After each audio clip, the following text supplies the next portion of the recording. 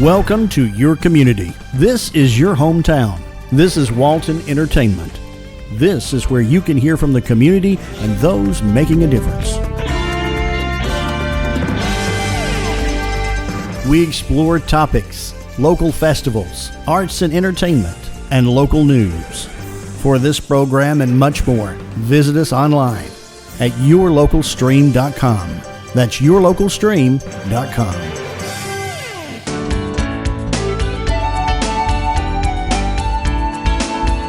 Good morning. Welcome. I'm Dina Huff, the Executive Director for the Partnership for Families, Children, and Youth.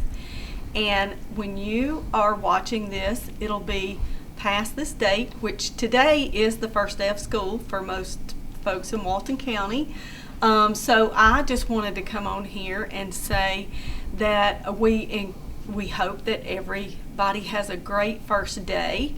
That includes the parents, the students, teachers, administration, all supporting staff. Also, just be patient, because I know that we have a lot of construction going on in Walton County, and people tend to get in a hurry when they're going places. So if you have to, leave a few minutes early or leave work a few minutes late to make sure that you miss the rush of the traffic. We want to make sure that we keep our kids safe, respect the rules of the bus stops and the school bus stops. Just make sure that you follow all the rules, and everybody will be safe at the end of the day. Also, when I was thinking about some encouraging words for our students and our teachers, our YAB students, which we love our YAB students, they have a lot of great information, great ideas for us. Actually, they have a lot of new incentives for us to work on this upcoming year. And as we were recruiting some new YAB students, the Youth Advocacy Board is what YAB is, but now we call it the Walton Teen Advocacy Board, because they're teens, and they want to be, they want to be known as someone having a voice. So the night that we introduced our new YAB members to the former YAB members, and they interviewed those students, these are some of the encouraging words that those students had to say. And this is what I would like for you all to listen to. These are from some of your peers. Be sweet, work hard, have fun, look past yesterday, live for today, and plan for tomorrow. Be proud of what you've accomplished and what you will accomplish. You've got this. You will do great. Believe in yourself. Don't be scared. We don't bite. And that was for the students coming in here. And that is for the students starting school that may be anxious, going to high school or going to middle school or even starting kindergarten. Be yourself. Everyone else is already taken. I like that. And these are words from some of our students. Happiness is a choice. And that's true. It is a choice. We can decide that we're going to get up on the right side of the bed and be happy today, or we're going to get up on the wrong side of the bed and be a grump all day long. It is a choice. As long as you try your best, nothing else matters. You can do it. Believe in yourself, again, and we're so happy you're here. Be yourself, breathe, and most importantly, have fun. So, just leaving you with a few of those words today, and as a reminder, as we go into this new school year, new fiscal year for us here at the Partnership, our collaborative meetings will begin in August, which will be August the 20th, and we will be meeting in Social Circle at Church at the Grove, and everyone's invited to come. We will have a guest speaker during that meeting. We will have Advantage Behavioral here in town come speak about their needs assessment. They have a lot of great information about mental health resources. So if you are interested in attending that meeting, all are welcome and invited to attend. Those meetings begin at 8, and they're limited to 1 hour. We do offer that via Zoom as well, and if you're interested, just give me a call on my direct line and I can send the Zoom link to you. So thank you for watching, and I hope you all have a safe, wonderful school year. And my direct line number is 770-207-3175. And thank you for watching. Good.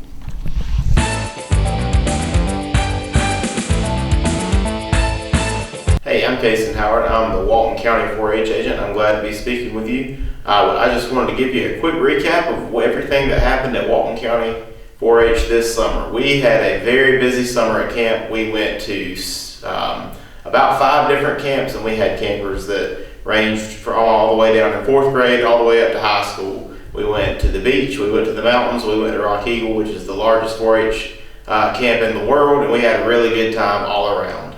We also had some local programming this summer. We made some trips to various places like Bear Hollow Zoo in Athens, the Yellow River Wildlife Sanctuary, and we also had some educational opportunities for kids to learn about livestock this summer.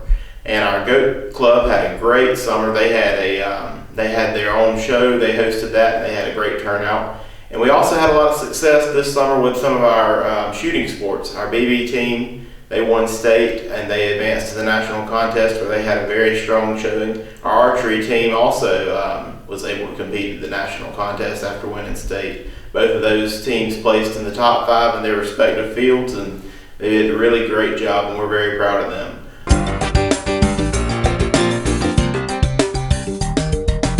Hello, I'm Kenny Sargent with Keep Walton Beautiful in the Walton County Recycling Center. I want to thank everyone for tuning in, and I wanted to take a few minutes to talk a little bit about what we have going on here at the center.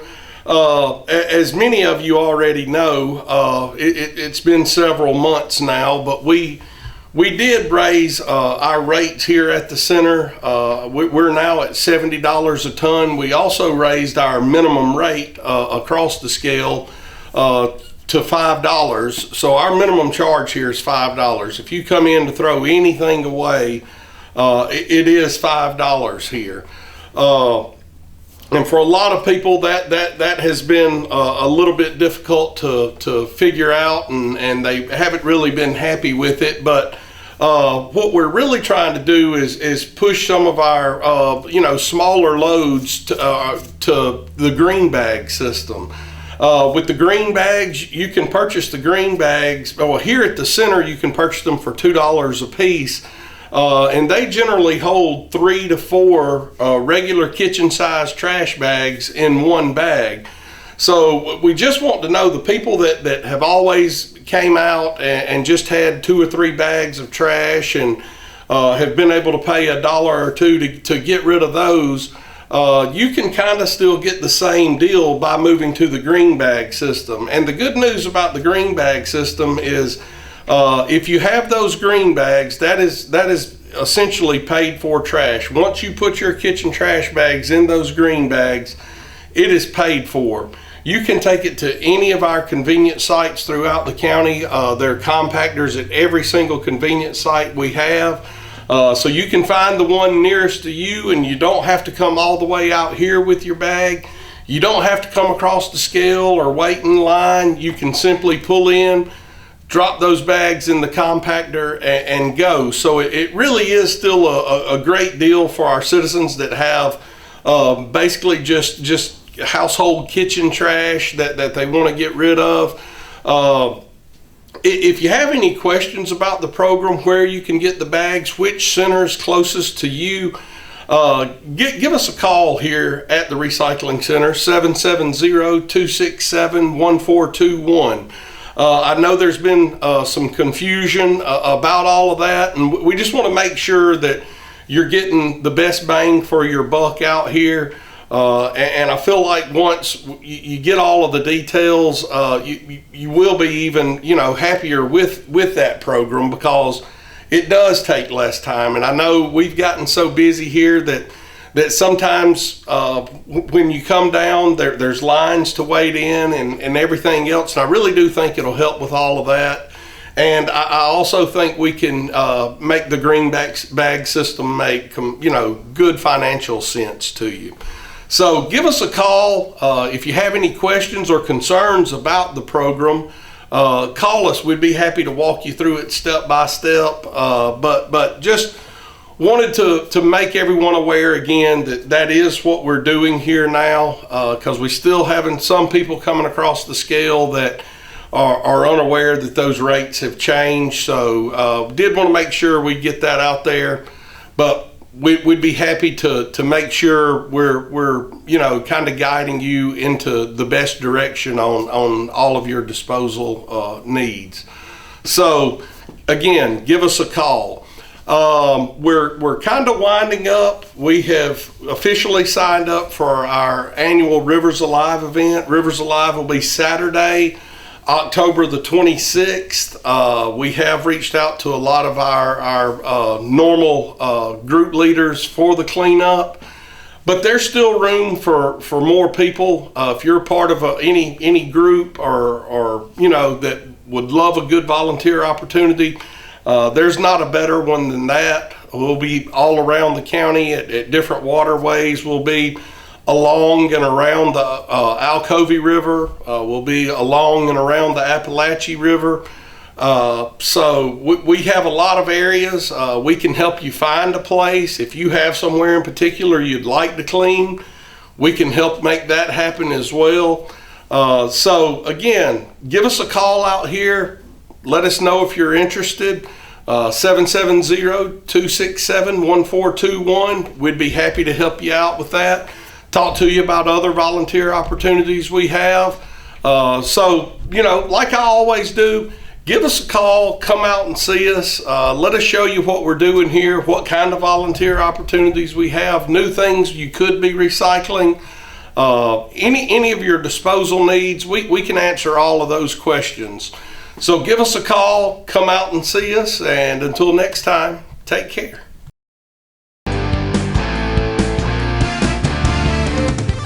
Hi, I'm Jody Johnson. I'm here with the Recreation Report. As you're watching this, the kids are going back to school for the summer and for the new semester. So congratulations to all the kids that are moving up a grade. It does mean our fall sports programs are all in action. A lot of teams are practicing right now. The football teams are getting ready to brave the hot temperatures that we're still having. We have a lot of protections in place for that. Where the heat index is over certain degrees, that we lay back out rules of how long they can practice, how many water breaks they have. So we do have a lot of precautions with that. We have other programs going on as well, which is our baseball and softball. We have our flag football. We have our soccer program going, and we have our cross country. All those teams are practicing right now, getting ready for the about midway through August. We'll start our games. Football will start after Labor Day, similar to the college and high school season. So we're looking forward to all of that going on soon. And again, if it's too hot to get out and exercise, we hope you'd come to one of our community centers, get inside, and walk at our climate-controlled areas. We're just about finished with our indoor pickleball courts at Criswell Park. All we lack is getting the concrete down, and the concrete's down, getting the painting down where the courts are laid out. All the interior, it looks fantastic. Our facilities department's done a great job over the last, seems like 3 or 4 months now, getting that whole facility enclosed, heating and air. It is absolutely a beautiful place to play, and the conditions are great on the inside. It's nice and cool inside, and then once the winter hits, obviously it'll be a lot warmer on the inside. We've got nice LED lights in there, so it's a great space not only for our pickleball, but for our shooting sports that are really growing in Walton County, whether it's the BB or the air rifle or archery. The Walton County 4-H department does a great job with those programs. We've got some additional land behind Criswell where we're trying to move some other shooting sports like skeet shooting and things like that. It's a beautiful place back behind Criswell. We doubled the size footprint that we have now at Criswell Park. So looking forward to developing a lot of it and providing a lot of other things for you here in Monroe, whether it's our Frisbee golf course that will expand, or the shooting sports, or just some nature walking trails. We should have a lot going on here in Monroe at Criswell Park. Our park at Walnut Grove is moving forward, and how does that affect people even in Monroe? Well, it has some aspects to it. We're going to have 5 turf fields that will have lot of softball play on. We'll have an amphitheater where people can go and watch concerts. We'll have other things out in the 5-acre area outside in front of the conference area. So it's going to be a great place for all of Walton County to come and utilize. A lot of walking trails around the whole facility, large pavilions, small pavilions for people to use and rent for any activities that you have. Some playgrounds that will all be handicap accessible. So it's going to be a great park. We're also having a community center, and all that's going vertical now. That means the roads are cut; they're not paved yet, and then they'll add some the block and off of the buildings are all going up. So within I would say that by next October, we'll start seeing some real activities going on in that complex, and by next November to December of 2025, we should be just about complete with that new park. So looking forward to what we have going on all over the county. A lot of upgrades and a lot of potential for some great parks and recreation activities. So until next time, thank you very much.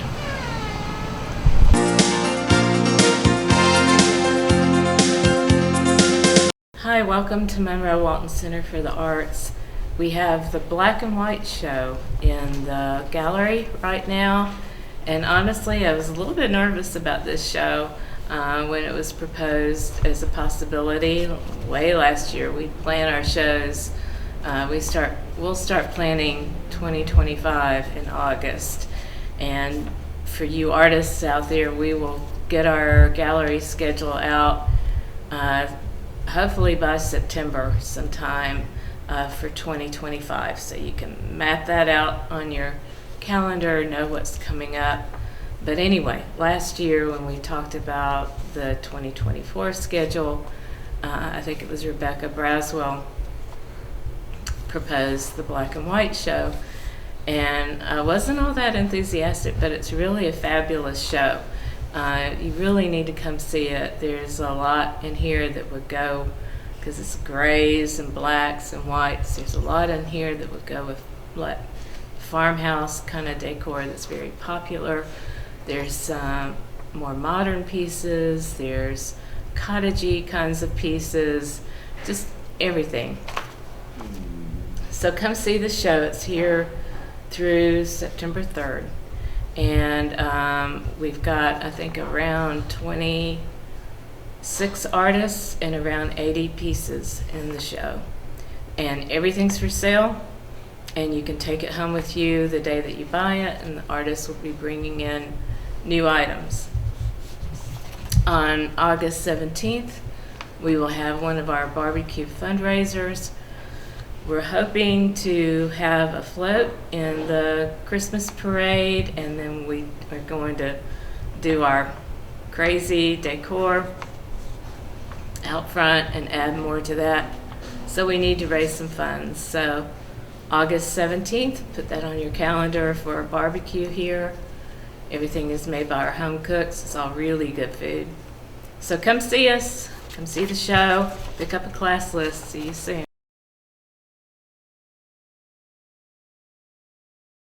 We'll start right here, and I'm gonna, if you come up here where you can see this picture, this is a Monroe National Guard unit. This picture was made probably about 1909, and it was made right where we're standing right now. You can see the rail in the back. That was a dirt street, wasn't it? Yes, ma'am, it was really a cow path then. But the chains are where, at that time, it was post and pipe, metal pipe through that. We don't know really anybody in this picture except this gentleman right here is Roy Nunley. J. Roy Nunley that ran Nunley Lumber Company. And I believe this gentleman is Mr. Albert Mobley, but I'm not sure about that. All right, these guys are in the Monroe City Park, which was right out here. And they're over on the other side facing Spring Street. It's all men. Yep, all men. They even got a portable record player with them. This was probably made before 1920. I don't know the exact date on it. And if we went back to this picture's made in 1943 and we looked down this way, we'd see Mr. Joe Felker's house there instead of Peters and But I didn't know it Foster's. was Joe Felker's house. Yeah. I just remember the house. This is Caldwell McGarity. He was the mayor at that time. I don't know what he's talking about, probably politics. But this event was an Army recruiting event, and there was a German airplane parked right here on a trailer that the Army would take from town to town, draw a crowd and get people to buy war bonds and join the Army. And that's what was going on at this time. And if we looked over this side of him, down there, we'd see Francis Flores that time. And finally, this is the Cherokee Theater, which sat right here. It was built, and before the Cherokee Theater, before the Cherokee Theater sat here, the Mobley Opera House sat here. Mobley Opera House started life up on North Broad on the other side of the street. If you know where Carmichael's drugstore used to be, okay, well, in that lot there was the Opera House, and Mr. B.S. Walker built that. He owned that property, and he ran the Opera House until about 1901, and he sold it to Coleman Mobley. Coleman Mobley's house was where the Methodist Church is now. Well, Coleman Mobley had the thing picked up and moved right here and renamed it the Mobley Opera House. And it was probably the first place in Monroe to show motion pictures. It was not a motion picture theater, but it was, you know, people would come in with a projector that just traveled from town to town, and they'd show movies there. But they also had like vaudeville acts and all, more than opera, so to speak. Probably not a lot of opera going on, No. but That's old Cap that run the Tribune. it may very well be. This is Bob Nowell. He owned the Cherokee Theater along with Mr. Titchener. Henry Titchener was his partner. And his daughter was a good friend of mine. I went to school with Dr. Right. And Lee was his younger daughter. Yeah. Actually, Lee's the one that gave me this picture. Yes, you did. Right, and but Bob Nowell is the guy that Nowell Recreation Center was named for. But anyway, the Cherokee Theater was built here in 1930, and it stayed in business. If for a dime, you could go to the picture show. That's right. Are you getting what she's saying? Because she knows more about this than I. I remember it. I was one of them that had a dime. I can remember the Cherokee Theater being here, but it was closed by the time I came up. It was just the building. But Mr. Troy Thomason came to town in 1940 and bought the lot on the corner of Washington and Broad and built the Troy Theater. And he bought the Cherokee, and for a while Monroe had two theaters. And Randall Rose's brother used to be the projectionist in the theater, and he told us when they showed Gone with the Wind was a 4-reel movie, and he said they'd start the first reel at the Troy, and when it ran out, he'd put it in a little red wagon and run over here with it, and they'd start at the Cherokee, and then he'd go back and get the other one ran. It was just a circle, you know, to keep the movie going at both theaters. But the Cherokee then was eventually done away with, and we were down to just the Troy, and then the Troy burned in the 60s. This young lady is Miss DeVera Carnes, and Mr. Carnes had made pictures of some of what I just showed you. Lived up here on the corner in the White House where Malcolm Realty is. This is his youngest daughter. He had 2 daughters, Thelma and DeVera. This is DeVera. DeVera is standing right there in this picture in front of the Landers house, I believe. Are you kin to the Landers? Nowell is. Okay. Dan's mother, Blanche Landers. All right, well, maybe this is their house. See, Nowell is Dan's nephew. So Yeah. So, but anyway. I don't know that could be that. Anyway, she's in front of the Landers house, which was here, and then you can see, Yeah. I don't know that may be the Galloway house right there. But then on down the street where the post office is today was Lewis House. George and Lena Lewis. George passed away early on. Lena lived there for years, and that was right down there where the post office was. She had beautiful gardens around her house, and it was kind of ironic because Lena was very civic minded. She was in the garden club, the DAR, all the women's clubs around town, and she worked to preserve things. And then when she died, her children sold her house to the government. They built the post office, but that's the way life goes. And then if we look over where the fire department is today, at one time that was the Ellis house. I don't know who the Ellises were, but I know that the Ellis house was a boarding house, and it was also from 1930 the Walton County Hospital. It was the third site of the hospital. There are two houses still on South Broad, one on the other side of the street that's like a play school now. That was the first hospital, 1925, and about a year and a half later it moved across the street, and then in 1930 it moved right there where the fire department is. 43 it moved to Walker Park to the A&M schools. That's where I was born too. I'll stop right here and talk about this building. This building was built in 1916, and it was the Union Bank, and it looked like this. Had these nice columns on the front, and there was a screen door, no air conditioning at that time, but it was a beautiful building, and it remained at Union Bank until 1926. The Union Bank merged with the Bank of Monroe, which became National Bank. Today it's Athens First. This building in the 1930s was a service station. It's had a lot of lives, and Larry Witcher, who's at our tent, has a series of about 20-something photographs that were made when this building was being built in 1931 and 32. This is one of those photographs, and if you look, here is that building. It doesn't have a side in it, and it doesn't have a front on it. If you look at those four windows, the front two are different. They took all of that out, put a beam across there. They took the front off the building, and if you wanted gas, you just drove your car through the building. They had a gas pump right here on the corner. Harry Brown told me that one time before I saw these pictures. And I said, well, how in the world did that work? And then I saw the picture and I understood. Put it together. Yeah, and then eventually, of course, they replaced the walls, and it's had an Otasco store, an office supply store, a grocery store, I don't know what all, and of course Reboot's in there now, but it's had a lot of lives. It's a Hoover building.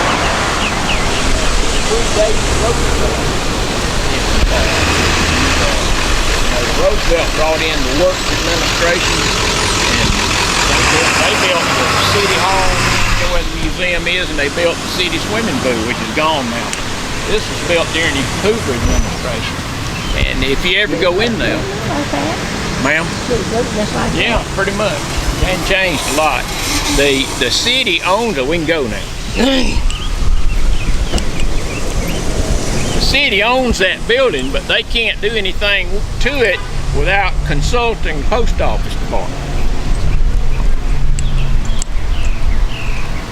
Well, I was going to say, if you go in there to the gallery, you can see this box hanging up in the ceiling. I mean, we're talking big box. And that's where the postal inspectors stay. This is 1930s video surveillance. The postal inspectors would show up in the middle of the night or late at night after the post office was closed. Upstairs, they had shower facilities. They're still there. And this is nice stuff. All brass fixtures, marble showers. But anyway, the postal inspector would spend the night, and nobody knew whether he was there or not. In the daytime, he'd crawl in that box, and it's got little slits that he could look through to watch the postal workers and make sure they weren't stealing mail or anything like that. But they never knew whether the box was empty or full. This lovely home belonged to Mr. J.C. Phillips, and it sat right there. Matter of fact, I believe this tree is 1920, Mr. Phillips sold his house and his land to the Monroe Hotel Corporation. And they built the Monroe, have I got a picture? I do. They built the Monroe Hotel, which if you lived here, you probably remember that. And they built the Monroe Hotel right there. And it was supposedly, yeah, you remember, and it was the best hotel between Atlanta and Augusta.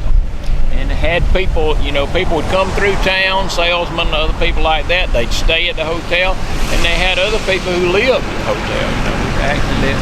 And there was a beauty shop there, a dining room, and all the civic clubs would meet there, the Kiwanis and all that. So it was a social hub for town for many years. It was torn down in the 1960s, and that bank was built in its place. That at that time was the Farmers Bank, which had been on the corner up here for years and years and years. But the thing is, when I've always thought until not too long ago that when they built the hotel, they tore Mr. Phillips' house down. And then I'm going to refer you back to the pictures of the post office being built. Here's another one. And this is from up that way, shoot this way. You can see the hotel right here up beside the post office. Well, here's Mr. Phillips' house behind the hotel. So they slid the house back. And if you look on fire insurance maps, they call that the hotel annex. So I don't know whether they rented out rooms in that house or what, but it was there for years. It was eventually torn down. And if you see this other house, this was the Jack Arnold house. That house actually sat right here on this corner, facing Broad Street. And when they built the post office, they slid it back and turned it to face Washington Street. So had a lot of houses moving around town. Okay, while we're standing here, we look down the street at the City Hall, which was built in 1939 with federal aid from the Works Administration. And at that time, the fire department was over here where the museum is on this side in the visitor center. The library at one time was in this side. And of course, you'd go in and pay your utility bill and your taxes and everything else. The police department had an office in there, eventually the whole police department. But early on, Monroe's police department didn't really have a police department. The policemen stood on the corner up there, and they had a call box on one of the light posts. If you needed the police, you called that box, and they had the car parked there. They'd get in and come help you out if they could. And Santa was there at Christmas. Yeah. Yes, he was. But so this is what we call today the historic City Hall. Okay, now we're going to look at this building right here, which was J.L. McGarity Ford dealership. Well, Mr. McGarity, he's the guy that was, I showed you the picture a while ago, was a mayor and all. He was a quintessential politician and civic leader. So in this particular picture right here, he's showing moving pictures in his Ford dealership to draw a crowd, you know. I've got another picture where he's got Monroe High School's entire graduating class standing here with a new Ford that had just come out. And we've got a picture of that. But he always had something going on. When he was mayor, they voted on building the Walton County Health Department, which, you know, it's Chamber of Commerce now, but it was behind the courthouse, and it was voted down, defeated. Well, he put on a one-man campaign to get that health department built, and he worked and finally had it brought back up and had another election, and the bond issue passed, and the health department was built. And that was pretty much his doing on his own, you know. But he was a very civic-minded and influential fellow. Is that Mike McGarity's dad? It is. No, that's his grandfather. Yeah. But and this is a beautiful building. It's wonderful that the building's still here, and it's been painted to look nice and all. So who built this building? Well, Mr. McGarity did, I think. Okay. But you know, he didn't just have a Ford dealership. He sold Firestone products. Yeah. My daddy saved money in a job. He came down here and bought a brand new Ford truck with money he saved. He believes he paid for everything in cash. And I think his picture might have been made at that time. He bought a brand new truck with money he saved in a container. Wow. In the bedroom. House. He moved there after the Civil War, by 1865, 66. It was actually called the Briscoe lot when he bought it. We've got a letter where he's writing to his father about buying the Briscoe lot. And so he moved in the house right there. And then sometime later, he became governor and moved to Atlanta. Well, when he came back, apparently he thought he needed a nicer place to live, being a retired governor. And so he sold that house to a Ms. Hester, and then he proceeded to work on building the McDaniel, eventually McDaniel-Titchener house. At that time, the public school was where the McDaniel-Titchener house is, and it was Johnson Institute, actually Johnson Academy it was called then. And so we had to work out something to get the school out of the way so he could build his house there. So he made a deal with the city of Monroe. He gave them $400, and he gave them 2 acres of land right down there, not on Wayne Street, but on Jackson Street. If you know where the big white house where Larry and Judy Farmer used to live, they sold it. Yeah. Well, in their backyard, he gave the city 2 acres of land there and $400, and they moved Johnson Academy from over there to down here. Oh. And then he built the McDaniel-Titchener house. Now, in 1900, Johnson Academy, the day school was out, burned to the ground. And it was eventually rebuilt in South Monroe down there. The building that's in Monroe Country Day School now was built in 1927. There was a wooden school that predated that down there. But getting back to Governor McDaniel, he built the McDaniel-Titchener house, and as I say, had sold his house here to Ms. Hester. Well, in 1906, Ms. Hester is the one that moved the house to this location, and she built this house right here. Right on the corner. And her daughter married Brant LeBoon, and the LeBoons lived in that house from 1914, I believe they were married, until the 1970s, when Ms. LeBoon passed away and Mr. LeBoon moved to Atlanta with his children. And then this house was bought and moved to youth, and it's still there today. Been added onto it. It's called 7 Gables. I've never counted the gables, but and pretty it close was to on 7. the Christmas tour of homes one year. It may very well have been, yeah. But okay, we're going to talk about this house, which, in my opinion, should be called the Giles Lanyard's house. It belongs to the Baptist Church today. The original house was built by Judge Thomas Giles. Thomas Giles was ordinary of Walton County in the 1880s and was responsible for getting our courthouse built. That courthouse up there is actually the 4th courthouse that's been on that property. It was built and completed in 1883, and he was the man that made that happen, really. So he lived here, but when he lived here, it was a much simpler house. You see where the wall comes out over on this side, you may not be able to see it, but the column. But all of this over there was not here. Yeah. The porch was not here. It was just this part of the house with a roof, and that was it. And that's where he Basically lived. Went straight up. Right. And he was a very civic-minded person. He gave $5,000 and 100 acres of land to help start the A&M school at Walker Park. And that $5,000 in 1900 was a lot of money, you know. He also set up an educational fund that I don't know the stats, but in 1960, when Ms. Sams wrote her county history, by that time, that fund had already given over $50,000 to send Walton County students to college who couldn't afford a college education. The fund was eventually absorbed by the Walker. Wait a minute. Yeah. I get the Walker and the Walton. It was absorbed by by the Walker Foundation, I'm pretty sure, and they still give money for education now through that fund. But anyway, this is what this in 1898, Judge Giles sold the house to Cosby Lanyas and his family, and he passed away. But the Lanyas family lived here for years and years. If you grew up here, you might remember seeing Miss Kathleen Williamson, who was Lanyas before she married Mr. Williamson.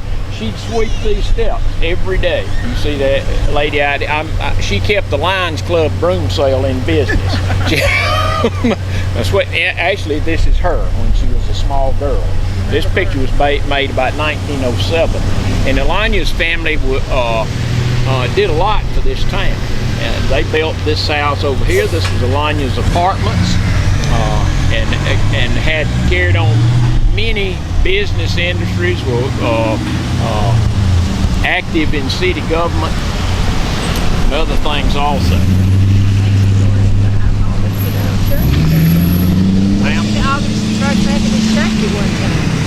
Yeah, I think they bought Mr. Lanyas along with somebody else, Mr. Nunley. I get confused. It's not in my notes for today. The guy I showed you in front of like Harry Lanyas. Miss Jenny Lanyas played the organ. Yeah, I don't know which Lanyas she is related to that one. Yeah, but let's see. Mr. Nunley that I showed you in front of the National Guard unit, the only guy he and one other man bought the property from Coleman Mobley to build the Methodist church on. Yeah. All right, well, since we're talking about the Methodist church, let's talk about the Baptist church.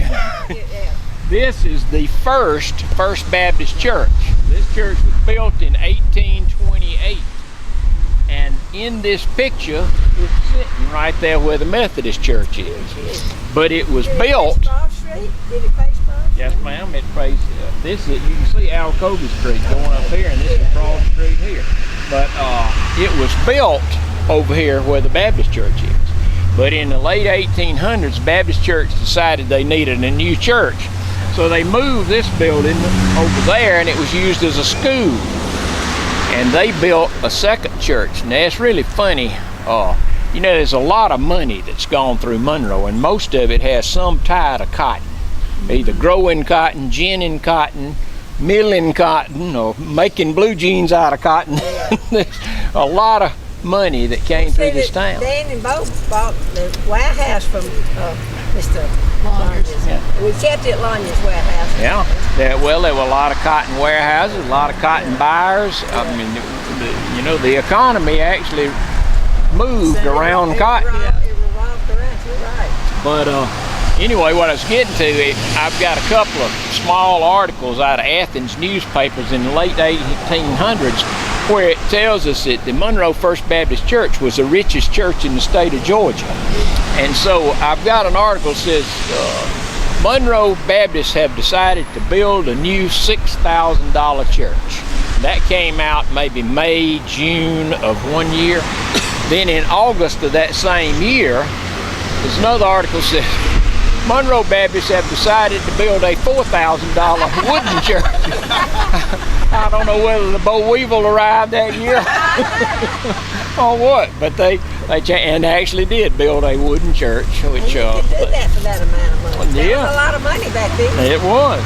But one interesting thing about this church building, we still have the bell. Mr. Henry Hardin, who was a Revolutionary veteran, bought the bell for that church, and it's in the belfry over here, almost 200 years old. Wow. The other thing are the columns on this church. When this church was torn down, Coleman Mobley bought that lot and built a palatial home there. And he put these columns on the front of his house. Pliny Pollock's grandmother went to school in this church, and she told Miss Sams that she could remember playing on that front porch under those columns. And so those columns, by the time Mr. Mobley built his house, were getting close to 100 years old at that time. Well, the church bought the property and built the Methodist Church in 1950. Coleman Mobley's house was torn down, but the columns were saved. and Mr. Bradley in Gratis bought those columns, cut them off, and put them on the front of his house. Gary Bradley works at Bulldog Tire, lives in that house today, and has columns on his front porch that are close to 200 years old. This is a wooden church they built for $4,000. Wooden. Yep, and it actually it's facing that way. This front right here was on that side, and as I said a while ago, Church Street went all the way through here. Then in 1916, 100 years ago this year, we had the centennial last year, a year early, don't ask me why. The church was completed in 1916 at a cost of $29,000, this church. And it was paid for when it was built. Just like you said your daddy always paid cash for everything. Well, that's what they did at that time too. And behind the church, which would have been right back there, was the parsonage. The church didn't have running water, but they did put in a baptistry. And so if somebody was going to be baptized, they would run a hose from the parsonage and fill up the baptistry. The parsonage burned in 1910, and the preacher that was here then said they got away, his family, with their clothes, and that was it. But this house was built by Raymond Fambra and his wife. They used to run Fambra's Dry Cleaners, used to own Fambra's Dry Cleaners. Henry Hardin's bell is in that belfry right there. Helen Arnold, whose pavilion is being dedicated today at the Harris Homestead, Henry Hardin's her ancestor. I don't know exactly the ties there. This little driveway through here is actually a city street. What was it? City Street. A city street. It's Pendergrass Alley. Dr. Pendergrass used to live where the Wells Fargo ATM is right there. His house is moved. It's out close to Alcovey Mountain. Matter of fact, most of the houses that were down on South Broad still exist. They've been moved. You know, I mentioned the Laboon house is out at Youth, and there's a couple of houses from there that are up on the north end of town. A lot of the houses were saved and placed somewhere else. Okay, behind us is Young Funeral home. Levette Funeral Home, which was historically Young's Funeral Home. It's one of the oldest family-owned businesses in town. The oldest photograph we got of it's 1946, but it was here before then. I don't know exactly when it started, and I think they've recently. Was it always there? Yes, ma'am. Well, you know, I don't know. I know it was there in 46. Used to be the upper room. Yeah, and it, when I was growing up, there was a two-story building there with a cafe and kind of a nightclub there, and I think maybe Young's moved down below that into a house, but they've always been close to that corner. But let's see.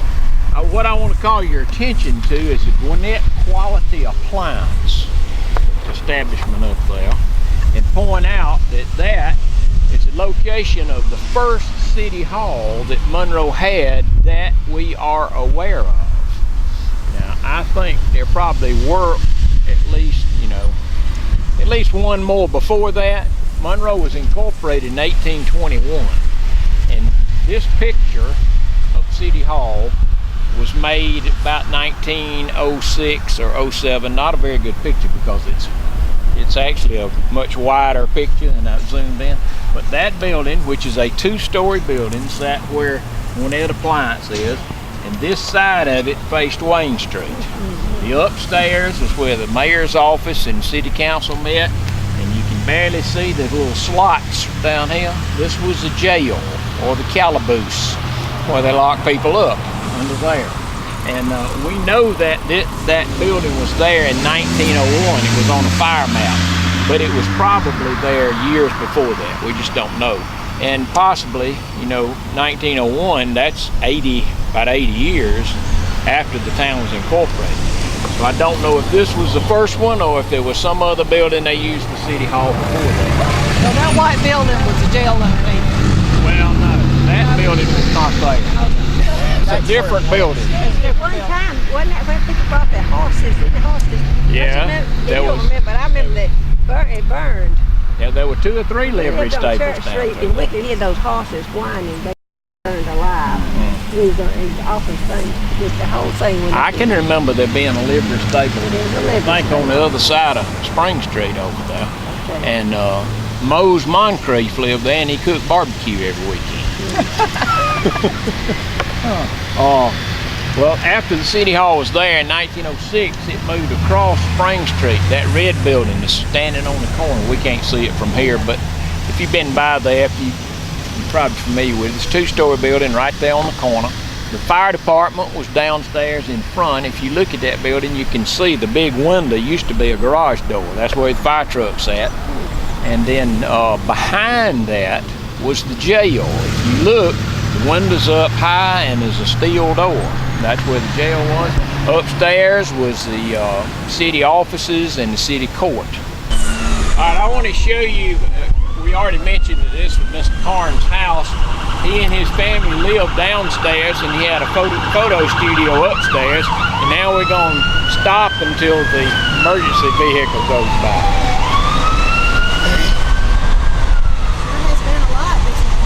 It's a lot every day. I don't see how anybody's still alive in this town. What's going on?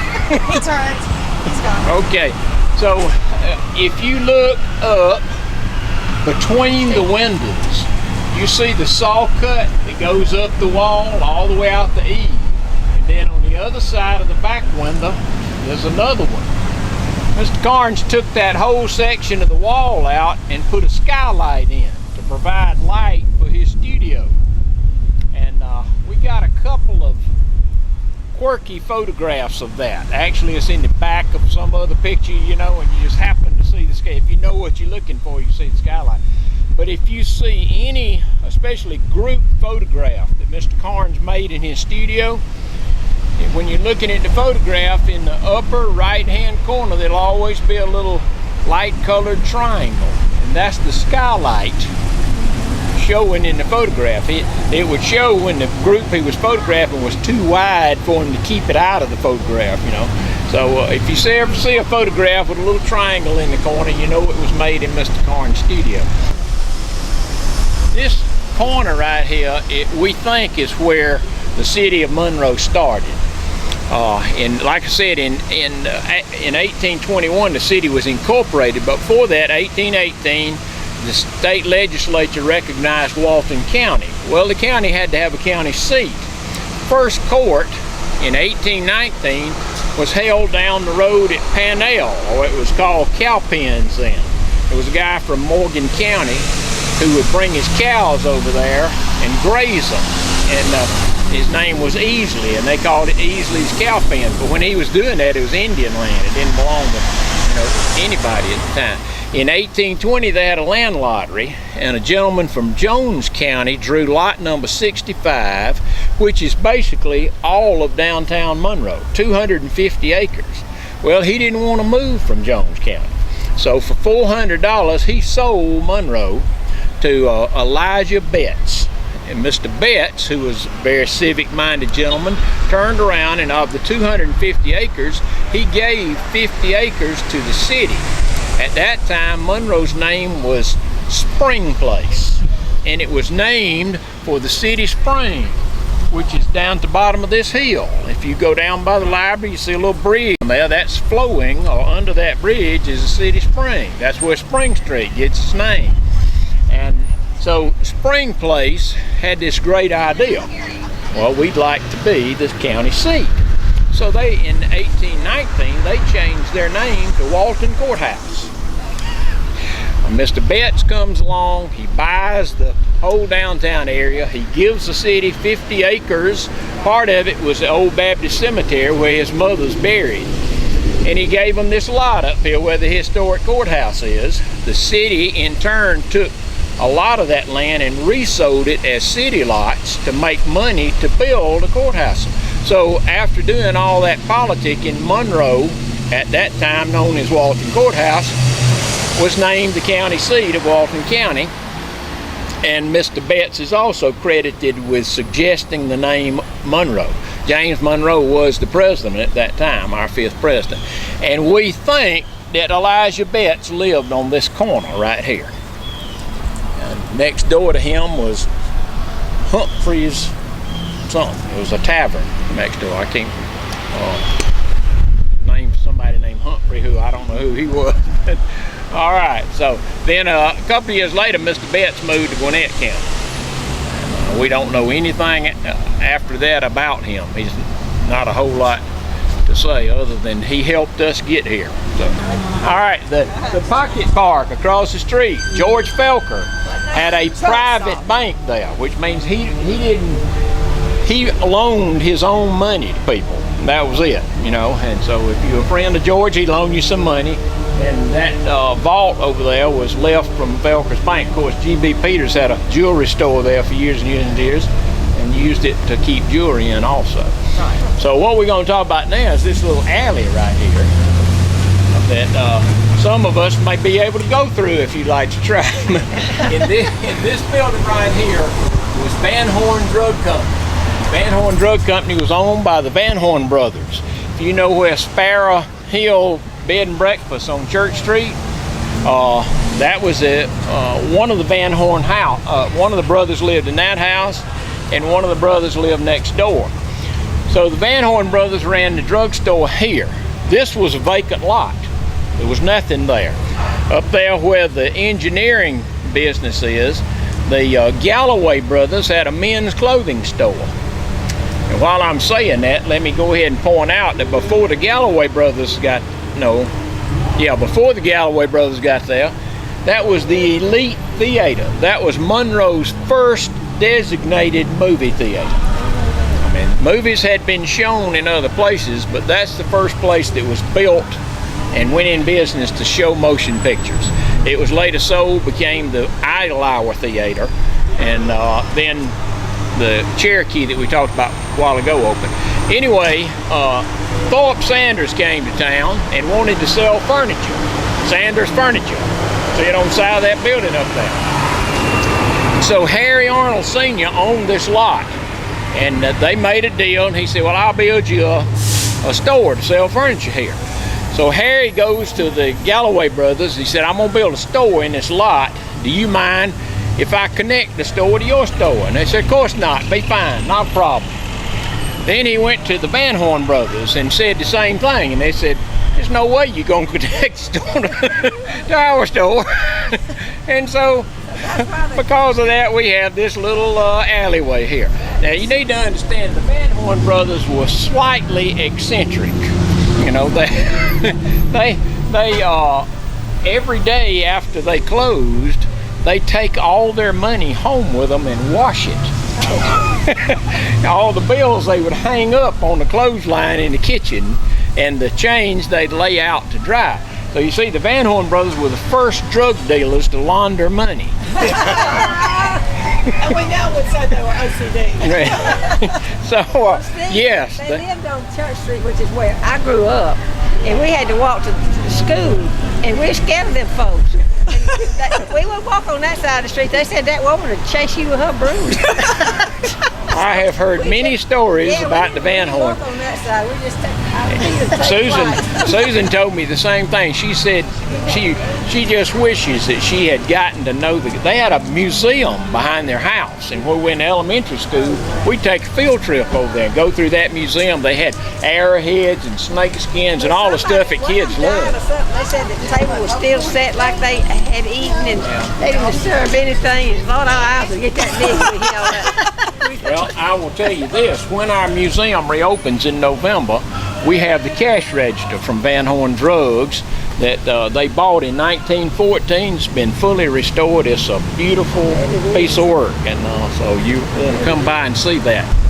This is the Walton Hotel, been there since 1887. Actually, it's at least the second Walton Hotel. That's right. Dan's father. And there was a Walton Hotel one time up there where the extension office is, with the bank, but that was in the early 1800s. The Aycock brothers sold the business to the Milner Company out of Gainesville, and then they opened Milner Aycocks. It was here for years and years. And that's just about it. I appreciate your attention.